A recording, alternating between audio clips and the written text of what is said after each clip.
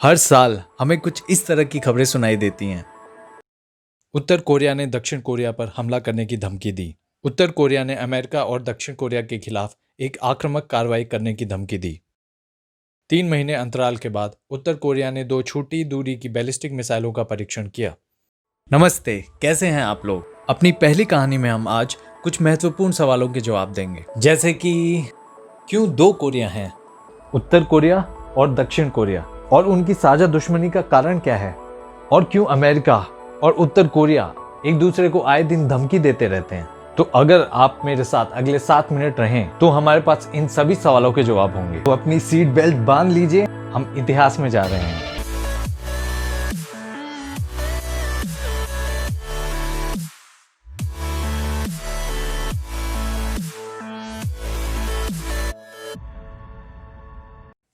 जापानी शासन।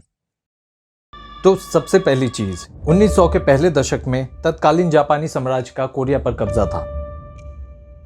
जापानियों के खिलाफ स्वतंत्रता आंदोलन का नेतृत्व कोरिया में मुख्यतः 2 राजनीतिक समूहों द्वारा किया गया था, कम्युनिस्ट और कम्युनिस्ट विरोधी। कम्युनिस्टों ने जापानियों के साथ गुरिल्ला युद्ध का संघर्ष किया, वहीं कम्युनिस्ट विरोधी गुट ने अपने स्वतंत्रता संग्राम के लिए पश्चिमी शक्तियों के राजनीतिक समर्थन पर भरोसा किया। पहले कम्युनिस्टों की बात करते हैं। कम्युनिस्ट गुट के नेता किम इल संग थे। यह ध्यान रखना महत्वपूर्ण है कि किम इल संग वर्तमान उत्तर कोरियाई तानाशाह किम जोंग उन के दादा हैं। किम इल संग कोरिया में पैदा हुए थे और उन्होंने द्वितीय विश्व युद्ध के दौरान सोवियत संघ की रेड आर्मी में कैप्टन के रूप में प्रशिक्षण प्राप्त किया था। उन्होंने चीनी कम्युनिस्ट पार्टी या सीसीपी के साथ चीनी गृह युद्ध भी लड़ा, एक खूनी युद्ध जिसे सीसीपी ने जीता और वर्तमान में चीन पर शासन कर रही है। इसलिए यह स्वाभाविक था कि किम इल संग को चीन और सोवियत संघ दोनों से ठोस समर्थन मिला था। अब कम्युनिस्ट विरोधी गुट की बात करते हैं। उनके सबसे प्रमुख नेता सिंगमन री थे। सिंगमन री ने कोरिया के जापानी कब्जे के दौरान चीन में स्थित कोरिया की एक अंतरिम सरकार के पहले अध्यक्ष के रूप में कार्य किया था। उन्होंने अमेरिका में शिक्षा प्राप्त की और वहां अनेक पदों पर काम करते हुए पश्चिमी देशों में कोरियाई हितों का प्रतिनिधित्व किया। द्वितीय विश्व युद्ध का अंत। कोरिया में जापानी कब्जा 1945 में विश्व युद्ध के अंत तक चला। 1945 में जर्मनी के आत्मसमर्पण के बाद एक्सिस सेनाओं के दल से सिर्फ जापान बचा था। जापानियों को आत्मसमर्पण के लिए मजबूर करने के लिए संयुक्त राज्य अमेरिका ने जापान के हिरोशिमा और नागासाकी शहरों पर 2 परमाणु बम गिराए। जापान का हारना तय हो गया और जापान की मुश्किल बढ़ाने के लिए सोवियत संघ ने अमेरिका की ओर से विश्व युद्ध में प्रवेश किया। सोवियत अमेरिकन साझेदारी।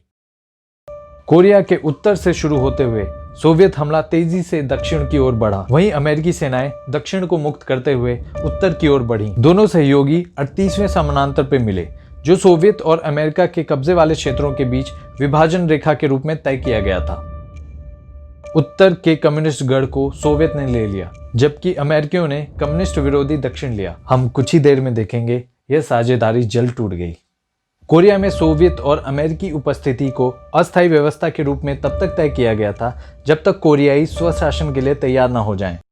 शीत युद्ध की शुरुआत। कोरिया अमेरिकी और सोवियतों के बीच बहुत लंबे शीत युद्ध के लिए शुरुआती जगह थी, जहां दोनों पक्षों ने सहयोगियों के लिए प्रतिस्पर्धा की और दुनिया भर में प्रॉक्सी युद्ध लड़े।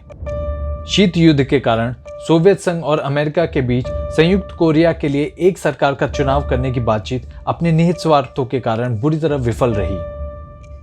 1948 में संयुक्त राष्ट्र के माध्यम से अमेरिका ने संयुक्त कोरिया के लिए एक राष्ट्रीय चुनाव कराने की अपील की, जिसे सोवियतों ने खारिज कर दिया। सोवियतों को डर था कि कोरिया अमेरिका के प्रभाव क्षेत्र में आ जाएगा।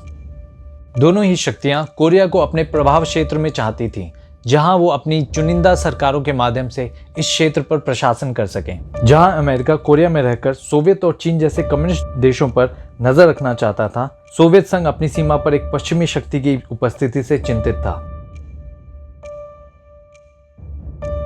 इसलिए सोवियत आशंकाओं के कारण चुनाव केवल दक्षिण कोरिया में आयोजित किए गए, जहां सिंगमन री विजेता के रूप में उभरे।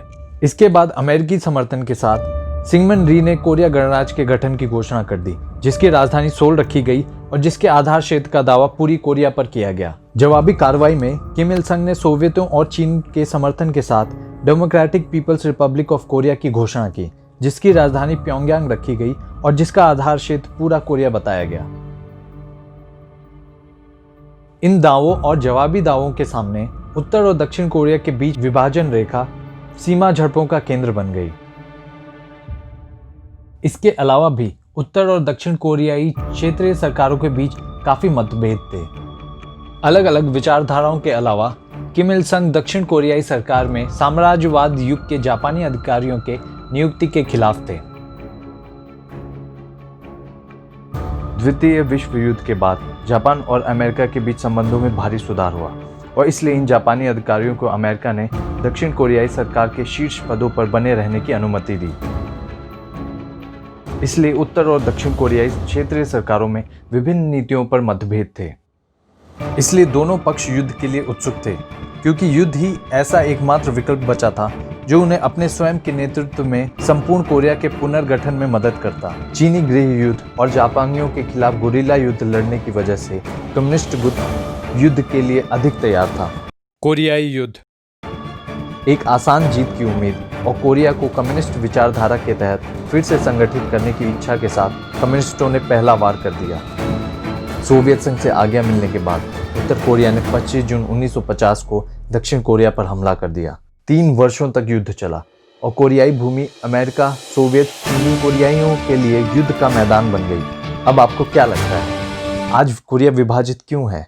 क्या यह सोवियत और अमेरिकियों के कारण था जिन्होंने कोरिया को 2 विभिन्न क्षेत्रों में विभाजित कर दिया और उन्हें फिर संगठित करने में विफल रहे? या आपको लगता है कि कोरिया में राजनीतिक समूहों के बीच पर्याप्त मतभेद थे जिसके कारण आखिरकार गृह युद्ध हो ही जाता?